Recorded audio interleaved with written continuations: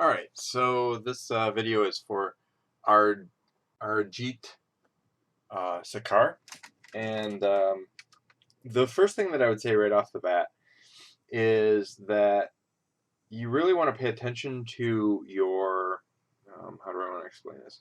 You want to pay attention to your aspect of your pose anatomy. And what I mean by that is, let me just go with brush size here. Okay. So, looking at your anatomy, your woman is basically kind of rigid and straight up and down.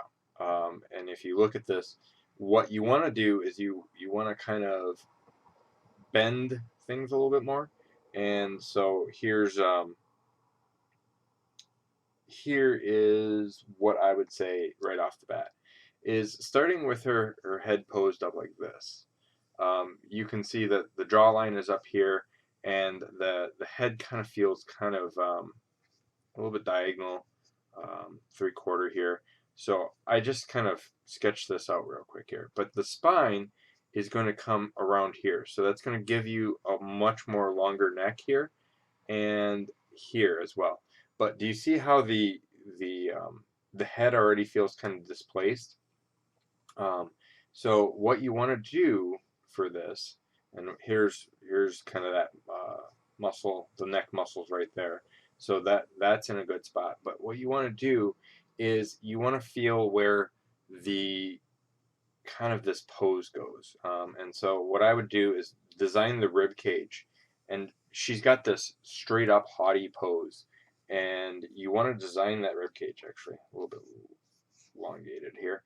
And so by doing that, by putting that, do you see how the breasts and stuff are a little bit awkward?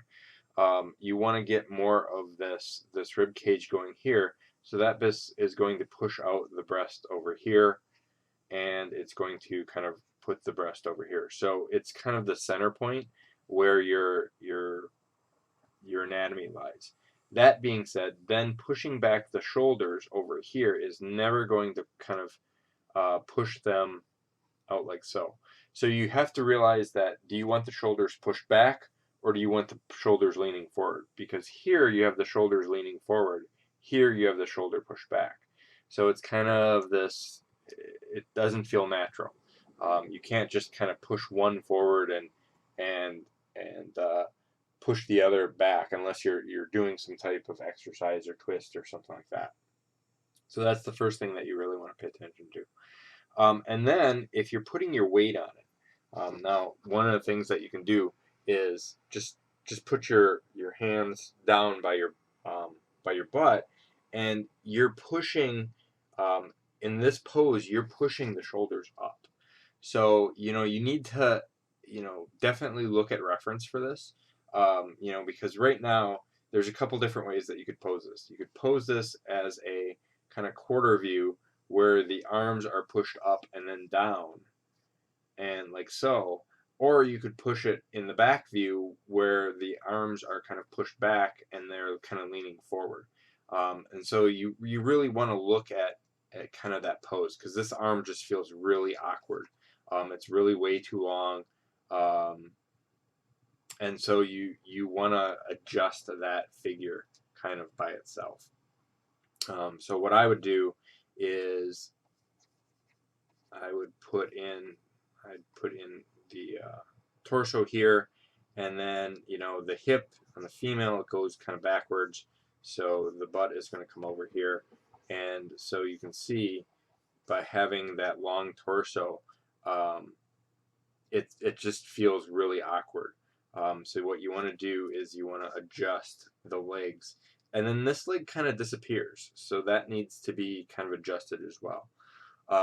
You still are going to see something around here, whether it's folding under the leg or whatever, but that missing leg really kind of hurts the piece. And then, as you can see by shortening all that information, that causes a problem. So to do a simple fix on this, what I would say right off the bat is I would just start off with. I would just start off with making the head bigger. And do you see, by just simply doing that, everything else kind of falls into proportion.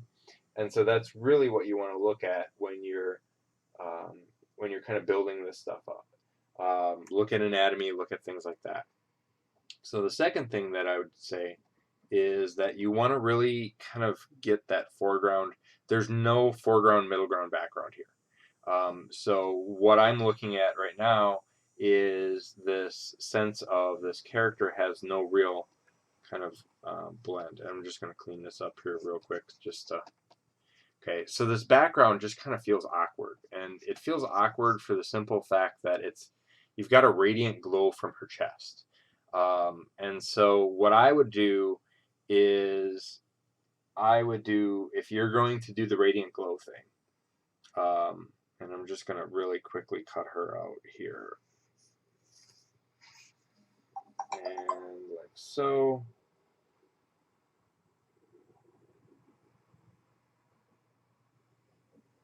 And like so. Okay, so I'm going to just really quickly, let's do a real quick copy.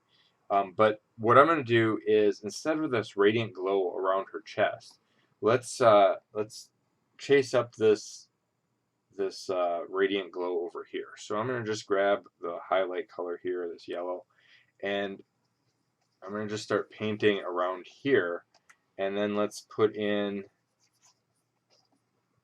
I'm going to block in some of this here, around here. We're going to get some of these reds in here. Let's do a little soft here. So I'm going to get this red in here like so. And you can even just do something like this. And then see the radiant glow around the head. Now she becomes the focal point. And like I said, I'm just using a soft round brush here. And I'm not really worried about, making it look good. But getting that radiant glow around her head, changing that focal area, changes things out quite a bit. Okay, so the second thing that you want to pay attention to is kind of middle ground, foreground, background. You really don't have those options here. And to do so, what you need to do is you need to kind of break her down into the middle ground, foreground, background. And so what that means is, you want to have her head, and I'm just going to use the wand here real quick. So her head is kind of on its own layer. So I'm going to just cut that. We'll just do a copy right there. And then this arm here, and I would adjust the breast here. So I'm going to just pick the back arm here, and I'm going to pick this arm here, and I would cut that out as well. So I'm going to just move that in the background. And then possibly I would probably do something like this here. And we're just going to kind of cut her out there. Okay, so by doing this, there's a couple things that I'm doing. The first thing that I'm doing is I'm taking this brush here, and let's just go back here. Okay, so I'm going back and I'm taking this layer here, and the first thing that I would do is I would cut it down a little bit. So we're just going to go into our burn tool and just slightly lock my layer.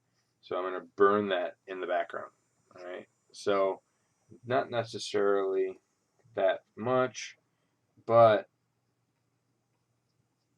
you can definitely go in there and see now how by pushing that, by darkening it down in the background, it pushes it behind her. And then that being said, then I would go to this layer here, and I would add in a little bit more red of the dress, especially in this layer here. I'm adding more of that red of that dress, so that way I can push the background down. And then this arm here kind of forward a little bit more.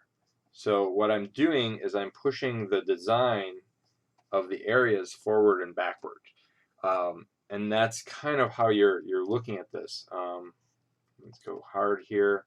And so if I'm just going to kind of sink this in here.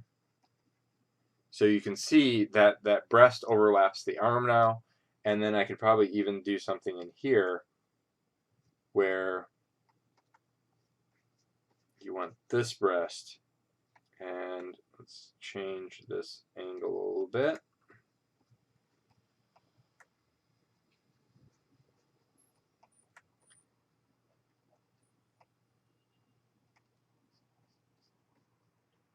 So by changing that angle a little bit, you're going to get much more of the layered look of her face. And then the other thing is kind of figure out where your light source is coming from, because you've got this back rim light going on, you got a real strong harsh light on the side, you got a real strong harsh light on the top. And so by doing this, what you want to do is start thinking about lighting concepts. So if you're going to do a backlight here, something like this, you're going to basically create a top light here, which is going to give you shadows underneath the arm, underneath the breasts, underneath the legs, and so on. So get your lighting in order. All right?